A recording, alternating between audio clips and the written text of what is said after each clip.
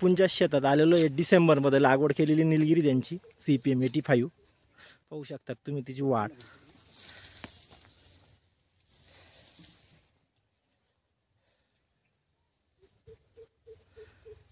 जवळपास 12 ते 15 फूट झालेली.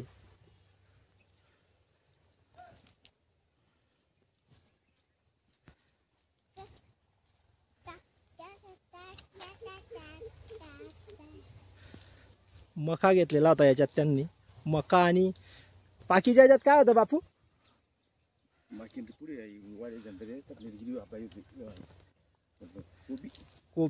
कोबी घेतलेलं होतं त्यांनी. मका आणि कोबी लावलेलं होतं. जवळपास तुम्ही पाहू शकता 15 ते 20 फूट असा प्लॉट झालेला सुंदर असा. ही त्याची गर्थ.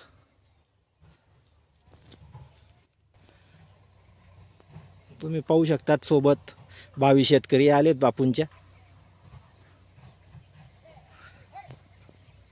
तर बापू नमस्कार.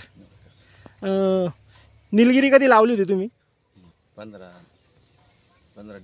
15 डिसेंबरला लावलेली होती. सुळबाबुळी तुमचा चांगला आहे बापू. आपण पाहून आलो आता प्लॉट.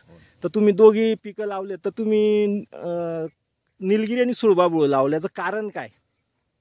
कारण काय, मजूर अभावी करावा. मजूर किती जमीन आहे तुमच्याकडे?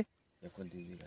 29 बिघे जमीन त्यांच्याकडे आहे. मजूर त्यांना भेटत नाही, म्हणून ते या पिकाकडे वळालेले आहेत. कधीपासून लागवड करताय तुम्ही? सुळबाबुळ पहिली लावलेले होते. सुरुवातीला निलगिरी पहिल्यांदाच त्यांनी लावलेली आहे. सुळबाबुळचे ते जुने शेतकरी आहेत आपले. पाहू शकतात निलगिरीची त्यांनी अतिशय टीप चांगली ठेवलेली आहे. हे तुम्ही पाहू शकतात.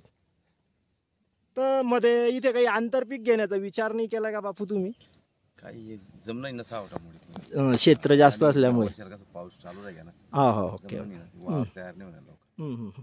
पण सुंदर असा प्लॉट बसवलेला आहे बापू.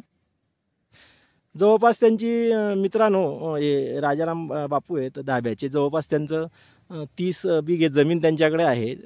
शेती ते करतात आणि जवळपास बरेच जुने शेतकरी 2012 पासून ते आपली सुळबाबुळची लागवड करतात. आता मजुरांचा प्रॉब्लेम वाढलेला आहे, त्यामुळे या शेतीकडे ते वळालेले आहेत. तर हे पीक लावून तुम्हाला काही वाटलं का बापू फरक, की मजूर लागतात नाही लागतात? एवढं मजुरी लागत नाही. तर अजून काही वाढवण्याचा विचार आहे का?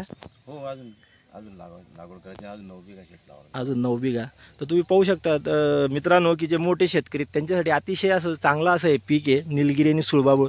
तुम्ही कधी धरणगाव पारोळा रस्त्यावर धाबे गाव आहे, कधी तुम्ही मोठे शेतकरी आहेत बापू, कधी तुम्ही आले, तुम्ही नुसतं बापू सांगितलं तरी तुम्हाला बापूंकडे घेऊन जातील. त्यांचा नंबरही तुम्हाला देतोय. काही तुम्हाला शंका असतील विचारू शकता. धन्यवाद बापू, धन्यवाद.